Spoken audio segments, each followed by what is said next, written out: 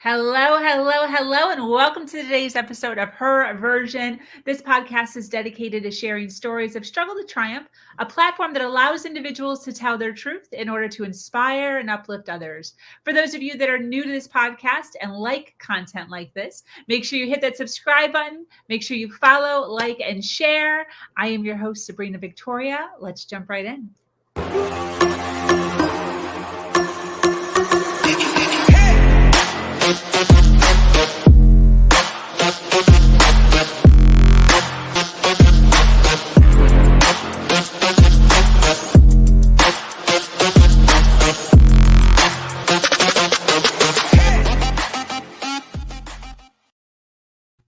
Hello, and thank you for joining us for this episode of Her Version. The Her Version platform is built on storytelling and the understanding that many times our greatest learning experiences come from listening to other people's stories. Today, I am speaking with an amazing woman named Cheryl Vargas. Cheryl believes that engaging, connecting, and delighting teams with art is a step towards humanizing company culture, which undoubtedly supports employee retention. Cheryl encourages creativity in the work environment because work life is changing and employees are getting sick of the work from home routine. Yes.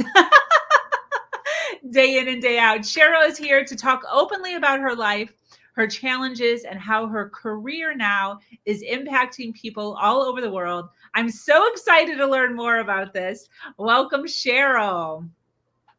How are Thank you, you? Sabrina Victoria. Thank Yeah. you very much. I'm so glad to be here today.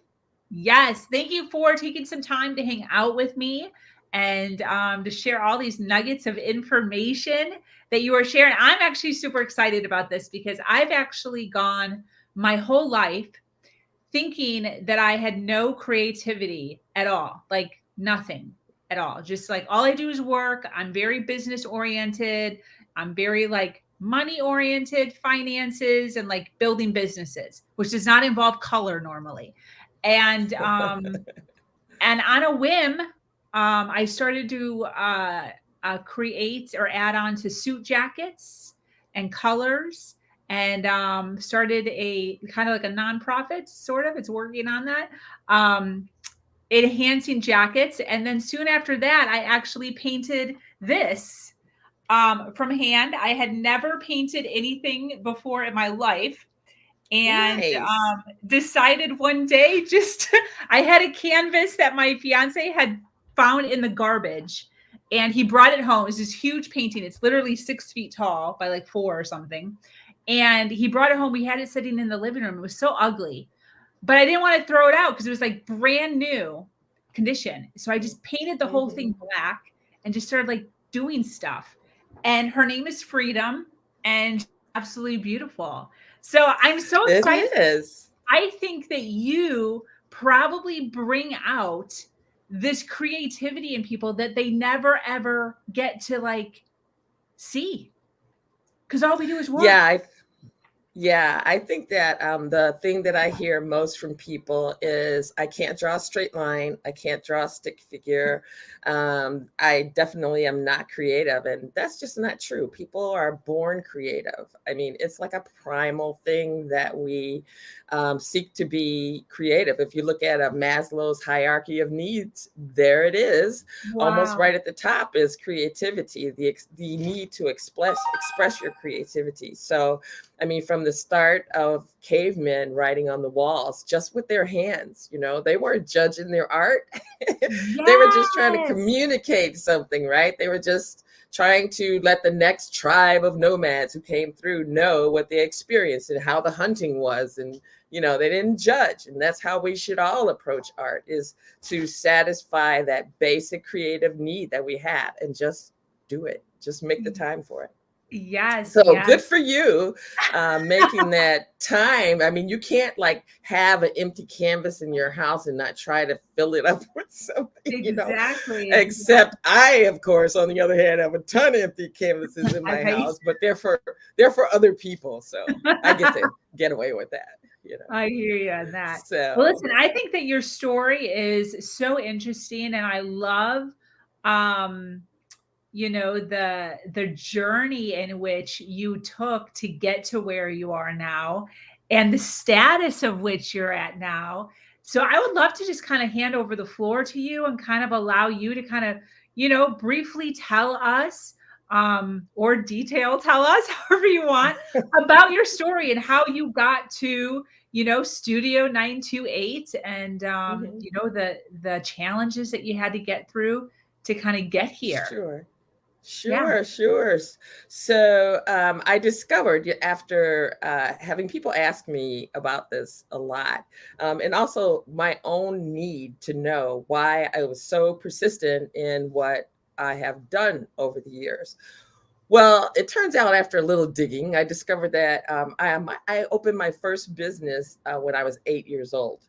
Um, and it wasn't much of a business, and I failed at it. But it was Hasbro's, what was it, Give a Show projector. It was red, and on TV, it just looked like, wow, okay, if I get that projector, man, I'm going to have all the kids pay a quarter, and they'll get a bag of popcorn, and we're going to be rich, my brother and I, right? So Wow. of course we got the thing in the mail, or my mom brought it home, and it was like, nobody's going to pay for this. This is not fun. This is not how that looks on TV. So, but that was the first time, and I don't know where it came from. This, instead of just wanting to enjoy the toy for the toy, I Yeah. saw a business opportunity. So that was the first Wow. time. And so from there, of course, as I got older, I had, babysitting jobs and stuff like that. But the entrepreneurial streak in me is strong. And so I have tried many businesses, and I have failed at many businesses. Um, but every time you fail, and this I think is the sign of an entrepreneur, a true entrepreneur, is that every time you fail, you just get back up. You don't even think about it. Like, it might hurt for maybe 24 hours or something, but you just pop right up and go, okay, well, that didn't work, and or somebody didn't do what they needed to do to help you make it happen. Mhm. And you just move on. You just keep going. So that's what I did. And I think that's the scary thing for me. That was the scary thing for me, as I got older in business, is that I was just getting to the point where, wow, this is just a failure and a failure. What am I doing wrong? But I was so curious that I kept going. And until I found out that, so there's a story, and I think everybody kind of has an art trauma story in their lives. Oh, Somebody okay. in your life said, you can't, you're coloring the elephant pink, and some teacher says to you, and I'm not picking on teachers, so don't come after me, you guys. Somebody says to you, elephants can't be pink. Elephants need to be whatever, or Yep. you can't paint that sun purple. The sun's not purple, or something else, where you were really enjoying your creativity and someone said something to you. It changed your whole life. It's funny how one little thing like that can change your whole life. Mhm. So I started out that way, as well. As I got older, I wanted to be an artist. I knew in my heart I wanted to be an artist, but everyone said art is not a career. You need something to fall back on. You better have a strong second major, or just a whole list of different things. Oh, haven't you ever heard of a starving artist? All of these different things to discourage you from something that I guess seemed so enjoyable to most people that you couldn't possibly make money at it. Just like with acting or singing or any of the That's other arts, interesting. they're Yeah. enjoyable. People enjoy them. Yeah. They feel good from them. How can you make money at something that gives people joy? Wow. Right? Yeah, I Yes. mean, that's the only thing I can think of that the reason for people saying those types of things to young people who want to express themselves in an artistic way or pursue a career artistically. So anyway, so that was my big challenge in life, was overcoming that thing. But of course, I went on and actually Was an event planner for many years. I was a SEO strategist for a while. I was a certified productivity specialist, and a certified professional meeting planner, and a certified productivity specialist. So I did all those things, and I enjoyed event planning very much. But what really got it for me was when I was in art class, and my major was graphic arts. I wasn't planning on being an artist because, God forbid, I'm not good enough for that, right? Mm-hmm. And my art teacher leaned over in my ear and she said, "Cheryl, you're an artist." And I was like, I don't know why. My whole life I've been creating. And when she said that to me, it just opened up a flower, I guess. Like, I guess you could say, if you wanted to visualize my brain opening up like a flower. Oh, I love that. And then from there, it was like on. It was on. I went to a self-employment for the arts conference I went to Concordia here, and someone pitched a paint and sip uh, business for children, or not, and I was like, I want to do that. You mean you could put art, paint, and wine together and people will pay you for that? It's like, okay. So that's, after she told me that, it was just like on. So I started off with a mobile paint and sip business. And then I went to my own studio in February of 2020. And Wait, then you we had a had our mobile like in a truck and you would drive to companies? No, so I started out in a restaurant in Oak Park, Illinois. But I got the idea that I wanted to have more control over when I could have events. I had to Okay. work around the restaurant schedule. That's why I got a brick and mortar. And no, was not out of a truck. I just drove my Oh, materials to the got it. restaurant. Mobile. Okay. I was gonna say that'd be sort of It would interesting. have been a Yeah, nice idea. yeah.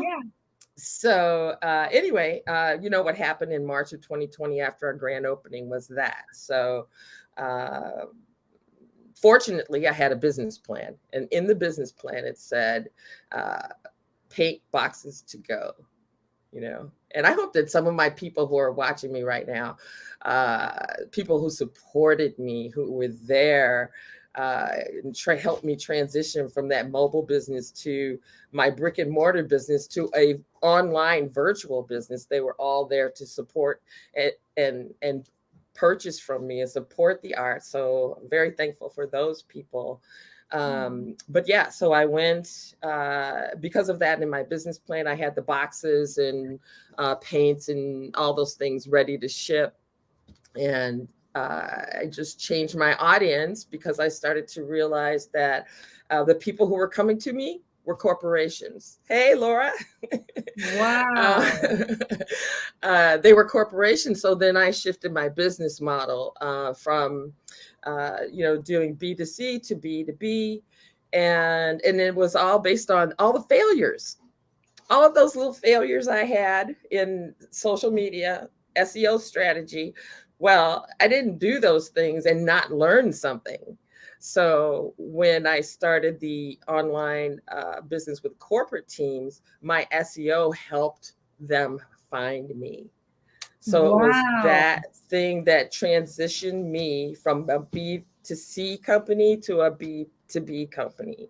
So it was just like a natural evolution. So I stopped fighting it and I started to try to figure out ways to stand out in the marketplace. And one of those things was, developing my studio so that I could give the best visual experience. And also, with my products, we now have our own branded Studio Yes. 928 paint sets. I love it. So, just raising the bar and then focusing on the problem of business right now, which is, this mass exodus of people leaving. And what can you do to improve your company culture so that people think more about staying?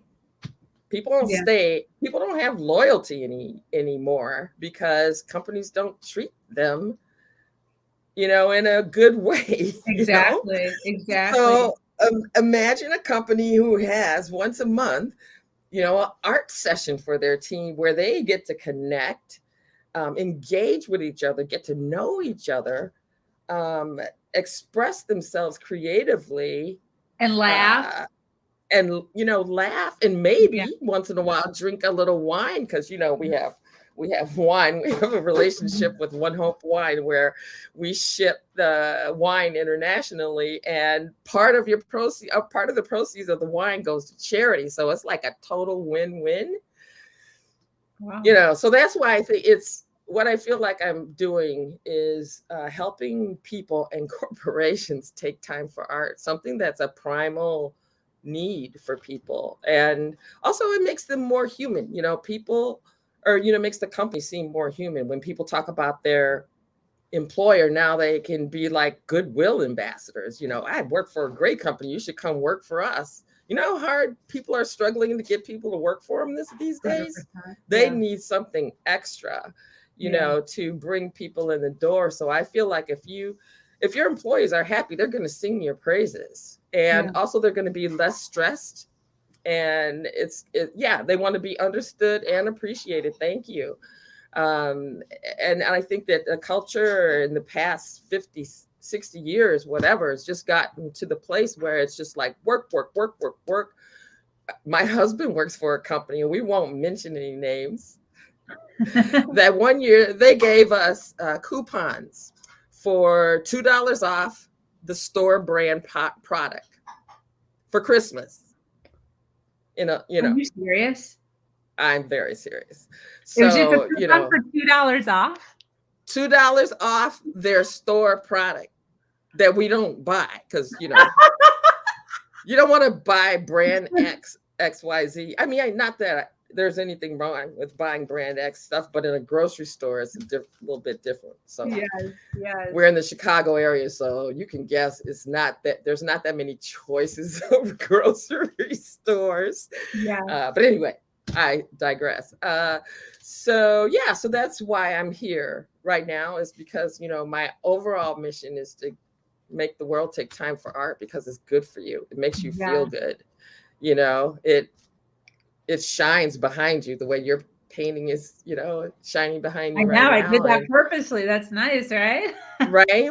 Yeah. And how many times have, people watching said, I need to get my paints out, or I should draw, or I should do this, or I should do that. Well, I'm here to give you that time to make time for art. We've got art classes. I'll stop now. You go ahead. I'm starting to sound like a commercial now. Go So ahead. I Ask so I want away. to talk about how you got to where you are now. There's so many individuals, and I'm sure watching here live right now, which is why they're still hanging out with us, um, that are interested in doing something fun. They're passionate, something that they're Mhm. passionate about, something that they're drawn towards. And they had the same limiting belief that you were kind of fed with, like, how do you make money doing that? So I'd like to kind of, Mhm. you had mentioned failures, that you Mhm. failed, several times in your life. What would you consider was your biggest failure? And then how did you deal with that? Biggest failure. Well, as I said before, I don't ever look at a failure as being big, because then you give it too much power, I love that. right? That's what we need to hear. Yeah. Yes, I Yeah, agree with yeah.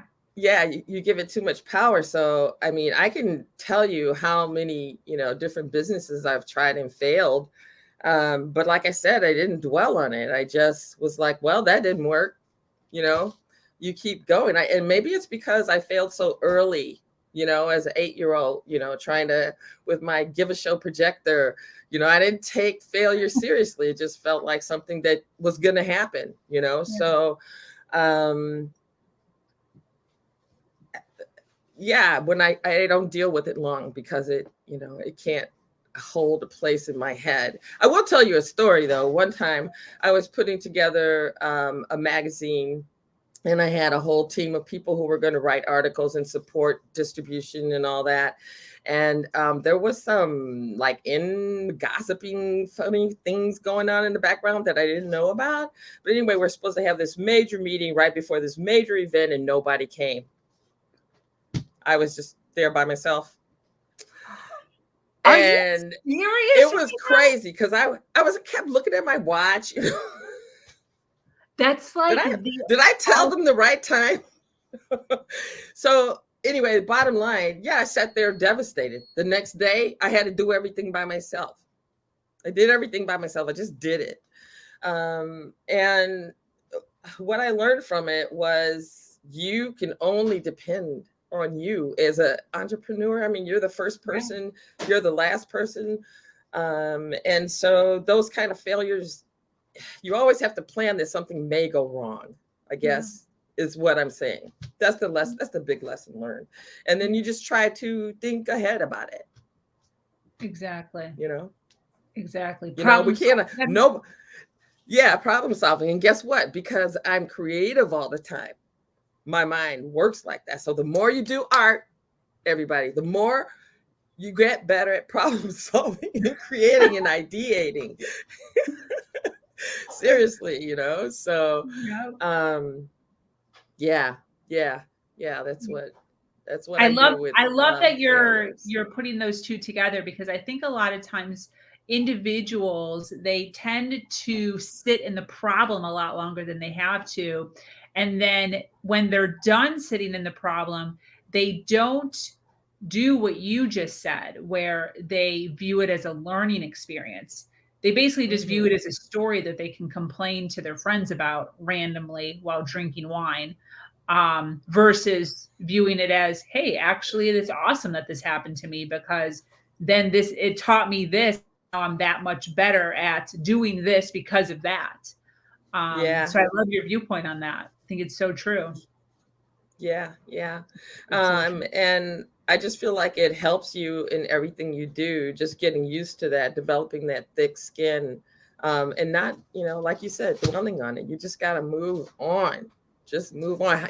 Like I could tell you all those stories, those famous stories of famous people who failed over and over and over. J.K. Rowling, Michael Jordan, Will Smith. There's just a whole list of all these people who kept failing because they kept trying. If Yep. you fail and you quit, well, there you have it. But Yep. that's the rest of your life. That's why you Yep. just have to keep going. That's the Yeah. story. Where the story end? Do you want it to end there? Not Right. really. Right. You got to see yourself there. And that's what, Jim Carrey's got a great story. He says he wrote a check to himself for $1 million or $10 million when he started, right before he started his stand-up career, going into comedy clubs and stuff like that. And he kept it in his wallet. He kept it in his wallet. And he eventually, I can't remember what show he was on, but he cashed it after what movie was it? I guess it Dumb was and Ace Dumber. Ventura.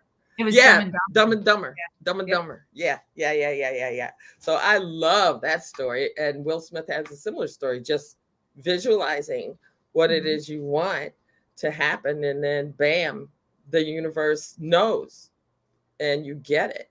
Yeah. It sounds crazy, but what can you lose by just thinking that way? Yeah. I agree 100%. Where do you see people failing when it comes to finding creativity or joy in their life? Where do you think people should be having more of that, where they're totally lacking it? I'm not sure I understand the question. I guess I would say, the way I understand it, I think you're asking how can they uh, have more creativity in their Sure. lives? Yeah. Uh, okay.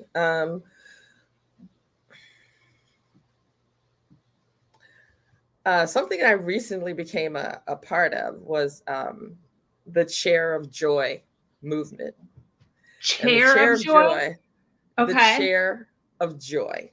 Okay. And the Chair of Joy talks about